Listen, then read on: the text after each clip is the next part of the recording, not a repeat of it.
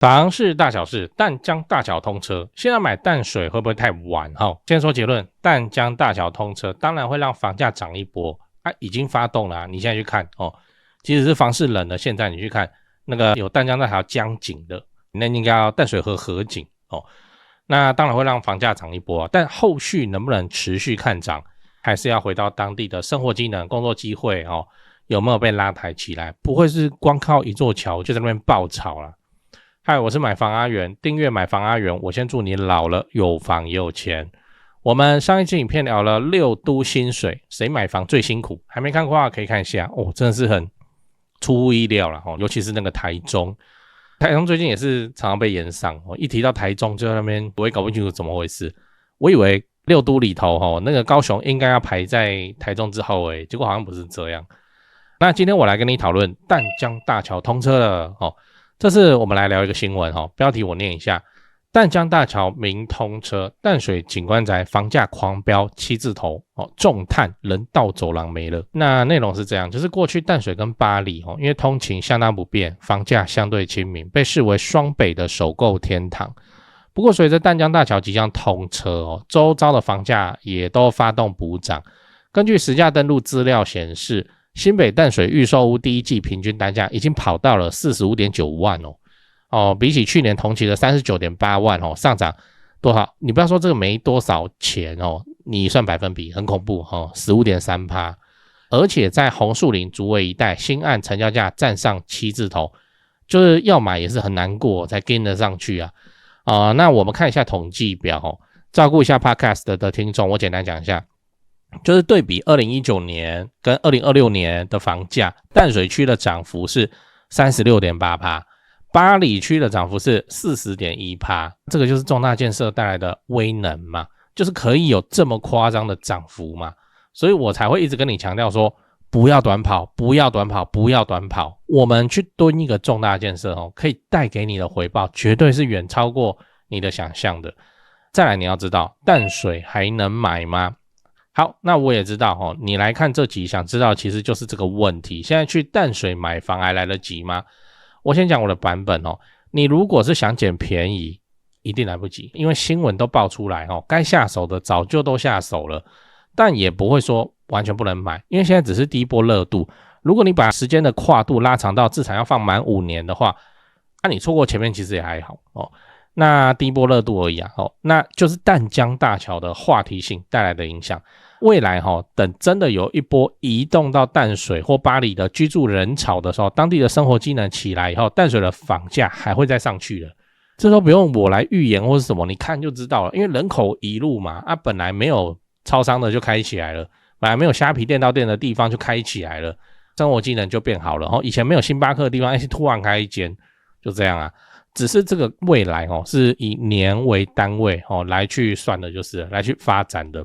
所以重點來咯，你如果現在想要進場的話，要去想象5年後10年後，當淡江大橋已經變成日常的通勤工具那個時候的淡水會變成怎樣？它能不能從我們印象中就平常假日才會特別去晃晃的觀光地，變成一個要不然我住淡水我去台北上班好了，變成這個選項去台北上班是一個講法有沒有可能淡水發展出自己的產業聚落？有那個淡海科學城講多久了？如果你覺得會那你也能接受，你要進場再考慮進場。最後你要知道淡江大橋還需要觀察這個不是說我看衰淡水只是現在的話題都還是在淡江大橋通車以後會讓淡水這邊的人去台北方便嗎？好，實際上買單的人到底多不多這目前仍然是個問號。你看這個新聞標題，淡江大橋通車第2天，尖峰交通量腰斬，機車通行量剩 17%， 就是通車的第2天那看起來就是不太想走淡江大橋。那這邊可能的解釋就是第1天走淡江大橋的人被塞怕了嘛，所以就趕快就改道所以我們還是要觀察未來3年5年10年大家用腳投票淡江大橋到底有多厲害，不然大家都去擠那個關渡，那淡水變得更宜居，交通的易達性變高，塞車的問題緩解那淡水當然有它的機會。然後我要講一個翻車的例子這個淡海輕軌你知道嗎？它現在通車那它的人數是多少載客的人數？你看這個新聞標題，淡海輕軌平日運量近 1.7 萬人次，營運時刻表更新，早尖峰時段加開班次。哎呦，好像不錯哦，還有加開班次哎，表示真的有人搭，那不是什麼蚊子重大建設哦。但是你知道當初這個輕軌在規劃的時候是預估多少使用人數嗎？來，你看我劃線的地方，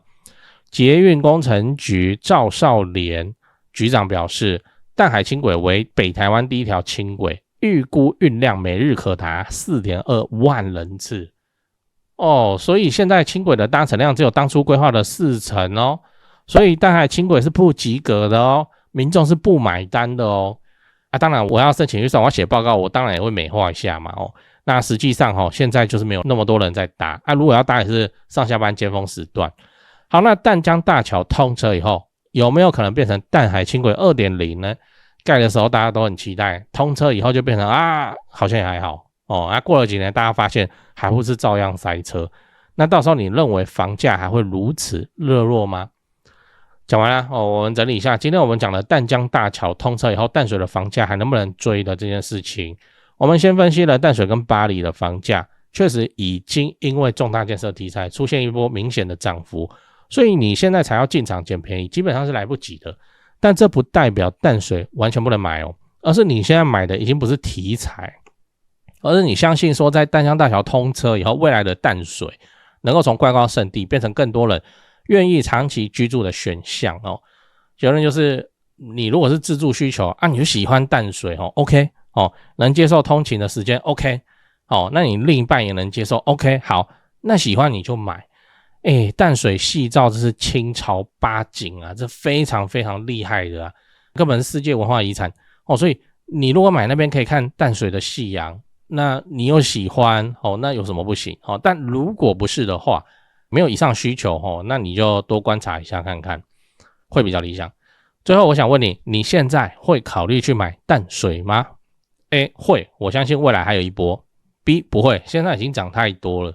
C 不會，我怕淡江大橋變成輕軌 2.0 在講八卦之前來點乾貨，很多朋友會問我說，阿元你房地產做這麼久有沒有口袋名單這不就來了嗎？掃一下這個 QR code， 我有的牌都在這裡了，進去先點影片看我介紹，讓你心裡有個底然後就可以直接加他們的 LINE 了。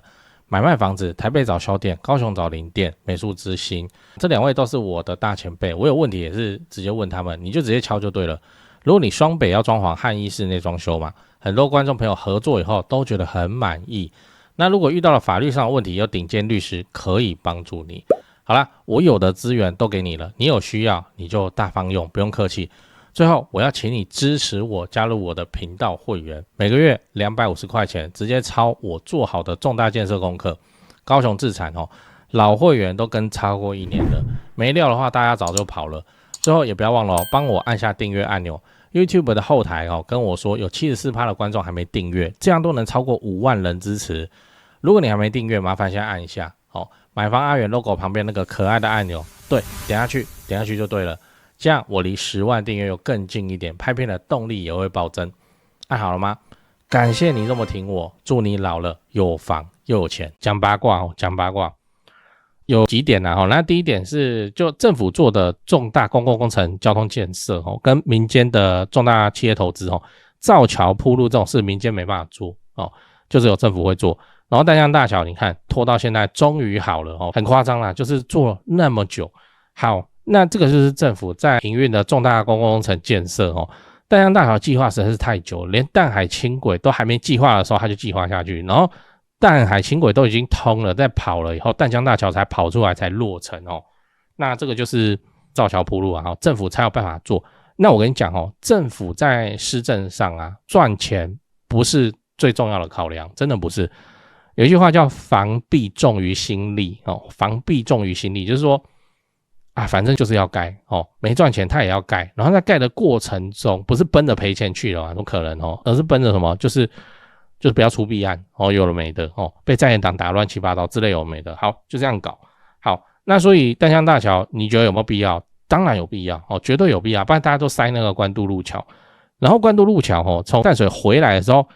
我感覺有點百慕達的感覺就是反正你走錯你就繞另一邊了然後繞另一邊好像跑到士林去了。我以前常常走錯，去拜訪客戶啊或幹嘛常常走錯，反正就這樣啦，淡江大橋。然後啊，第二點就是說，一個重大建設不會全世界只有你知道，因為它就在施工嘛。